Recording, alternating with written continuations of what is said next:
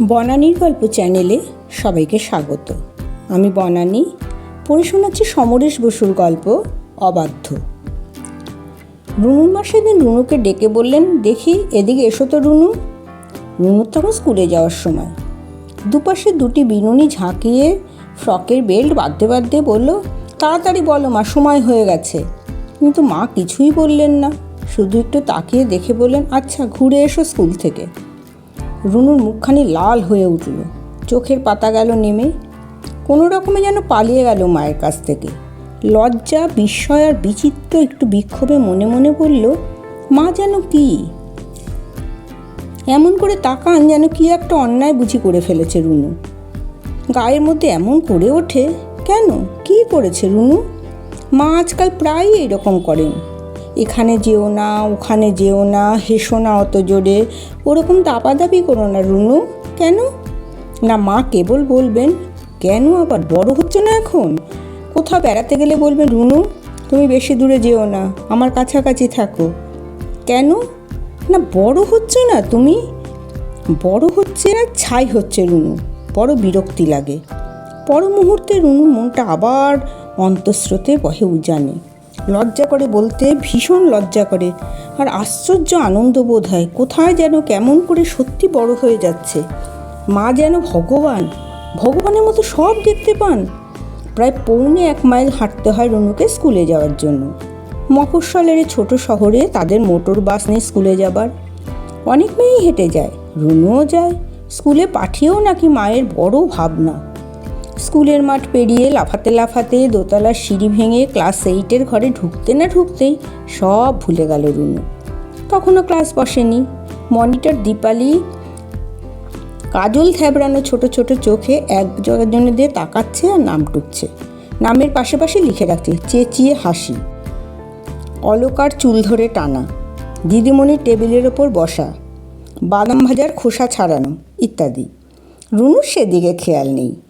টিপুর সঙ্গে চোখাচোখি হতেই দুর্জয় অভিমান ঝিলিক দিল তার চোখে। ঠোঁট দুটিও ফুলে উঠল একটু। টিপু অর্থাৎ তৃপ্তি ছুটে এসে রুনুর থুতনি ধরে তুলে বলল, রাগ করেছিস ভাই রুনু? না। না, আবার রাগ না করলে বুঝি রুনু এমন করে? টিপু বলল, আজ তোর জন্য দাঁড়াতুম ঠিক, কিন্তু বাবার সঙ্গে এলুম রিকশায় চেপে। সত্যি না লড়ে বুঝি দাঁড়াই নে? রুনু চোখ তুলে তাকায়। মুখের অন্ধকার প্রায় কেটে আসে। সত্যি বাবার সঙ্গে এলে তো কিছু বলার নেই। টিপু আবার বলল, আর বাবাকে দাঁড়াতে বললে বাবা যদি রাগ করতো? তাও তো বটে, বাবারা যে সবসময় কাজ করেন। রুনুর ঠোঁটে হাসি ফুটে উঠল। বললে, একলা একলা আসতে বড় খারাপ লাগে। বলতে বলতে রুনুর চোখ পড়ে যায় টিপুর বিনুনির ভাঁজে পুরনো ফিতের ফুপড়ি বেরিয়ে পড়েছে। বিনুনি ধরে টেনে বলল, রুনু এদিকে আয়, খারাপ দেখাচ্ছে। বলে সুকৌশলে ফিতের ফুপড়ি ঢুকিয়ে দিল বিনুনির ভাঁজে। তারপর চোখাচোখি করে হাসলো দুজনে। এই স্কুলে নতুন এসেছে রুনু, এবছরই এসেছে। আগের স্কুলটা নাকি বাজে বাবা বলেছেন। আর এই স্কুলে ভর্তি হয়ে অনেক মেয়ের সঙ্গে মিশতে মিশতে সবচেয়ে তার ভাব বেশি জমে গেছে টিপুর সঙ্গে। প্রথম টিপু দূর থেকে তাকিয়ে থাকতো, তখনও ওদের আলাপ হয়নি। প্রথম যেদিন চোখে চোখ পড়ে গেল রুনুর, সেদিন ওর কী অস্বস্তি আর লজ্জাও করছিল ভীষণ। প্রায় সব পিরিয়ডের দিদিমণিদের কাছেই ওকে বকুনি খেতে হয়েছে অন্যমনস্কতার জন্য। কিন্তু কী করবে রুনু? কেবলই মনে হচ্ছিল টিপু ওর দিকে এক দৃষ্টে তাকিয়ে আছে। কেন? কি মেয়েটা বারে বারে অমন করে তাকাচ্ছে? আর তো কেউ অমন করে তাকায় না। চোখে যেন পলক পড়ে না মেয়েটার। কী যেন রয়েছে তার চোখে। তার অপলক সুন্দর চোখ দেখে রুনুর লজ্জা করছিল, অস্বস্তি হচ্ছিল। তার মধ্যে কোথাও যেন একটু ভালো লাগার ভাবটুকু এসে গিয়েছিল। শুধু অচেনা হলে মানুষ ওরকম করে তাকায় না। যেন কি হয়ে গেছে মেয়েটাকে রুনুকে দেখে। ঠোঁটের কোণে একটু হাসির আভাসও বুঝে উঠেছিল চমকে চমকে। সেই যে চোখ নামিয়েছিল রুনু, আর কিছুতেই তাকাতে পারেনি। কিন্তু তাকাবার জন্য মনটা হাঁসফাঁস করছিল ভিতরে ভিতরে। আর চোখে তাকাতে গিয়েও লক্ষ্য করেছে ঠিক তাকিয়ে আছে সে। পরদিনই আবার চোখাচোখি হয়ে গেল রাস্তায়। একই রাস্তা দিয়ে হেঁটে আসছিল দুটিতে। মা গো, ধক করে উঠেছিল রুনুর বুকের মধ্যে। পর মুহূর্তেই লজ্জায় চোখ পাতা আনত হলো রুনুর। লাল ছোপ ধরে গেল মুখে। কত মেয়ের সঙ্গে কত সহজে আলাপ হয়ে যায়। 5-10 মিনিটের মধ্যেই আলাপ হয়ে কত কথাই না হয়ে যায়। আর এখানে কথা বলা দূরে থাকুক, সহজভাবে তাকাতেই পারেনি রুনু। মেয়েটাও কথা বলতে পারছিল না যেন কিছুতেই। ক্লাসিকেও সে একই অবস্থা। 3 দিন চলেছিল প্রায় একই রকম। কিন্তু রুনুর প্রাণ ভিতরে ভিতরে ব্যাকুল হয়ে উঠেছিল মেয়েটির জন্য। টিপুর নামটা শুনে নিয়েছিল ইতিমধ্যেই, কিন্তু আর চোখে চোখ আর কতদিনে তাকাবে রুনু টিপুর দিকে? কেন যে ভাব হয় না মেয়েটির সঙ্গে। 4 দিনের দিন টিফিন ক্লাসে কেউ ছিল না তখন। রুনু কোনোদিনই বাড়ি যায় না টিফিনে। মাঠে মেয়েরা খেলা করছিল। রুনু মাঠে না গিয়ে ক্লাসের জানলায় গিয়ে দাঁড়ালো। টিপু খেলা করবে, রুনু দেখবে লুকিয়ে লুকিয়ে। সবে দাঁড়িয়েছে জানালায়, পিঠে আঙুলের খোঁচা খেয়ে ফিরতে দেখে টিপু। কিন্তু লজ্জা পাবার সময় না দিয়ে বলে উঠল টিপু, তোমার সঙ্গে ভাব করতে এলুম ভাই। উফ, কি মেয়ে ভাই তুমি, বড্ড গম্ভীর। রুনু লজ্জা লজ্জা করছিল, তবু হেসে বলল যা। টিপু বলল, ইস নয়, তোমাকে দেখে আমার এত ভালো লাগছিল, যতবারই তোমার দিকে তাকাই তুমি কেমন গম্ভীর হয়ে মুখ ফিরিয়ে নিতে। তোমার ভাই একটু অহংকার আছে। রুনু হেসে বলল, হ্যাঁ তাই বুঝি, কিন্তু তুমি তো কিছুই জানো না। আমার কি ভীষণ লজ্জা করছিল। সত্যি সত্যি? হ্যাঁ, আমারও জানো এত লজ্জা করছিল, কিছুতেই ভাব করতে পারছিলুম না। তবে আমি এসে ভাবনা করলে তুমি কিছুতেই কথা বলতে না, না? রুনু বলল, মোটেই তা নয়, আমি ঠিক আজকে তোমার সঙ্গে ভাব করে ফেলতুম, আমার ভীষণ ইচ্ছে করছিল। তারপর সত্যি সত্যি ভাব হয়ে গেল। এত ভাব আর কারুর সঙ্গে হয়নি রুনুর। মাঝে আজকাল রুনুকে পায়ে পায়ে সাবধান করেন, বড় হচ্ছ বলেন, সেটুকুও টিপুকে না বললে তা চলে না। এমনকি সেদিন যে অমন হঠাৎ ডেকে এক মুহূর্তে তাকিয়ে বলেছিলেন, আচ্ছা স্কুল থেকে ঘুরে এসো। তারপর বিকেলে দর্জি ডাকিয়ে নতুন জামার মাপ নিয়ে তৈরি করিয়ে দিয়েছিলেন অন্যরকম ঝাপালো ঝাপালো লুজ ফ্রক। সেটুকুও বলে, সব বলে, সবটুকু তার এই 14 বছর গহীনের সব কথা, সব অজানা সংশয়, তার রক্তের বিচিত্র বিস্ময়। টিপুও বলে, কিন্তু টিপু ওর মায়ের কথা তেমন করে বলে না। বাবা নাকি ওর নেই। নাই বা থাকলেন, তা বলে রুনুকে কি একদিন টিপু ওদের বাড়িতে যেতে বলতে পারে না? নিজেও যেতে বলবে না, আর রুনুও একবার টিপুকে তাদের বাড়ি নিয়ে যেতে চায়। টিপু যায় না, খালি বলে আচ্ছা আরেক দিন যাব। সত্যি মায়েরই।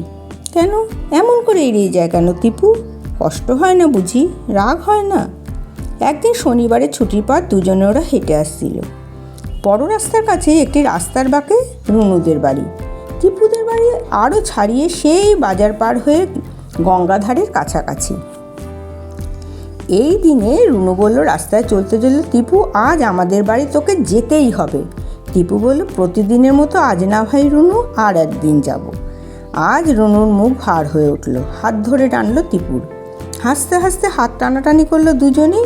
তারপর রুনুর চোখে যেন মেঘ করে এলো। হঠাৎ হাত ছেড়ে দিয়ে বলল, থাক তাহলে আসিস নি।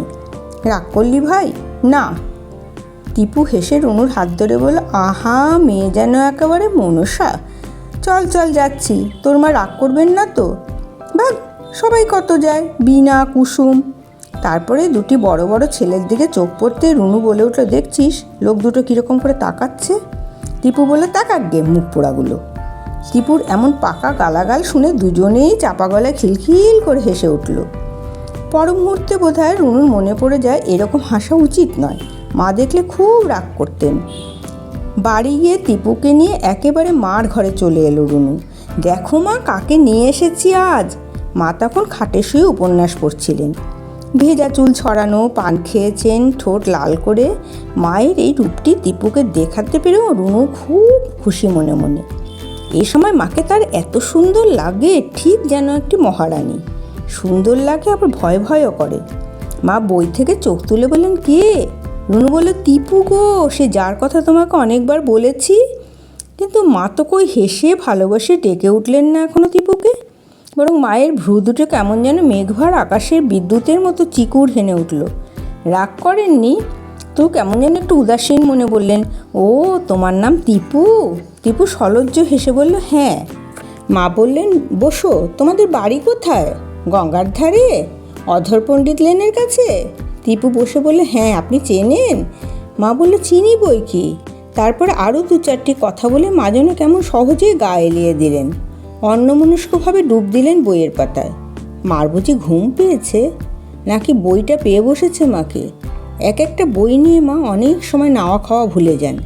কিন্তু সেদিন ময়নার সঙ্গে মা কত কথা বললেন, এমনকি ময়নার মা কী কী রান্না করেছেন সেটুকুও জেনেছেন। আর আজ টিপুকে দেখে মার যেন কেমন একটা গা এলানো ভাব। টিপু হয়তো মাকে একটা বিচ্ছিরি কুড়ে গেয়েও মেয়ে ছেলে ভেবে গেল। মনে মনে বড় রাগ হলো রুনুর মায়ের ওপর। কিন্তু টিপু কিছুই বলল না, সহজভাবে হেসে ঘুরে সারা বাড়িটা প্রায় দেখল রুনুদের। ছাদে দাঁড়িয়ে বড় রাস্তাটা দেখা যায়। বেলা বুঝি তখন 2টো বেজেছে। ভাদ্রের মেঘলা ভাঙা রোদ প্রায় ফাঁকা রাস্তাটির ওপর ভ্রু কুঁচকে আছে। বড় জ্বলুনি হয় এই রোদে।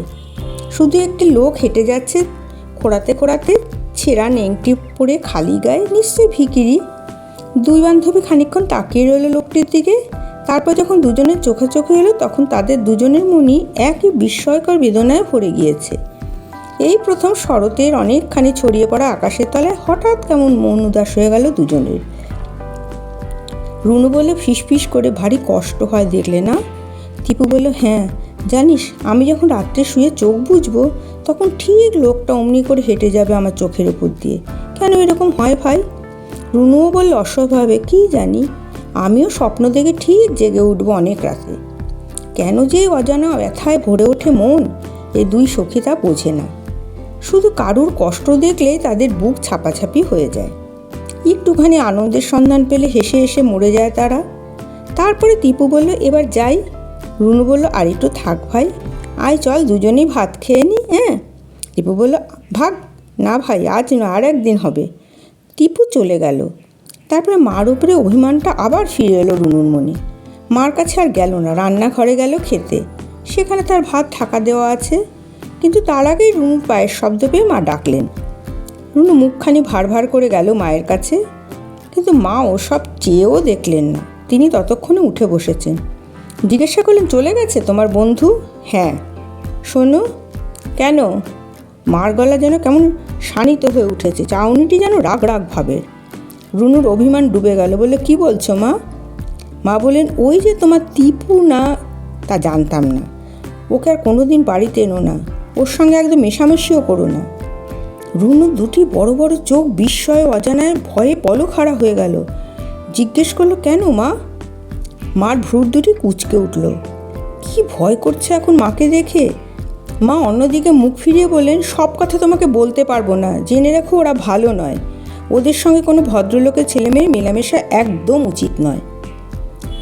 কি একটা বিশেষ ভয়াল ইঙ্গিত আছে যেন মার কথায়। তাই মা অমন এলাকারই দিয়েছিলেন টিপুকে দেখে। কিন্তু টিপুর তো কোনোদিন কিছু খারাপ দেখেনি রুনু। ক্লাসের মায়া নাকি কাকে কী সব চিঠিপত্র লেখে, শোভা কত রকম বাজে কথা বলে, টিপু তো কোনোদিন সেরকমভাবে কাউকে কিছু বলেনি। রুনু বলল, খুব ভয়ে ভয়ে, জানো মা, টিপু কিন্তু ক্লাসের পড়া খুব ভালো দেয়, ইংরেজিতে। শোনো রুনু। মার গলা রুনুর বুকটি যেন কেটে কেটে বসে। বললেন, টিপু লেখাপড়ায় কত ভালো মন্দ আমি ওসব শুনতে চাইনি। টিপুর কি দোষ আছে গুণ আছে তাও আমি জানি না, কিন্তু টিপুর সঙ্গে তোমার মেশা তো দূরের কথা বলা উচিত নয়। কি করে ওই মেয়েকে স্কুলের দিদিমণিরা পড়াতে দিচ্ছে বুঝিনি। খালি জেনে রাখো ওর মা ভীষণ খারাপ, ভীষণ। যার চেয়ে কিছুই হয় না, বুঝেছ? বলে রুনুর চোখের দিকে তাকালেন মা। কি একটা বিশ্রী ইঙ্গিত ছিল মার কথায়। রুনুর মুখ লাল হয়ে উঠল। আর টিপুর মার কথা ভাবতে গিয়ে শহরের 1 শ্রেণীর মেয়েদের চেহারা ভেসে উঠল তার চোখের সামনে। মার কথা থেকে সেই সব মেয়ের মূর্তিই ভেসে ওঠে। কিন্তু টিপুকে সঙ্গে তো কোনো মিল খুঁজে পাওয়া যায় না। টিপুকে রুনু তার চেয়ে সবচেয়ে বেশি অনেক সুন্দর দেখে।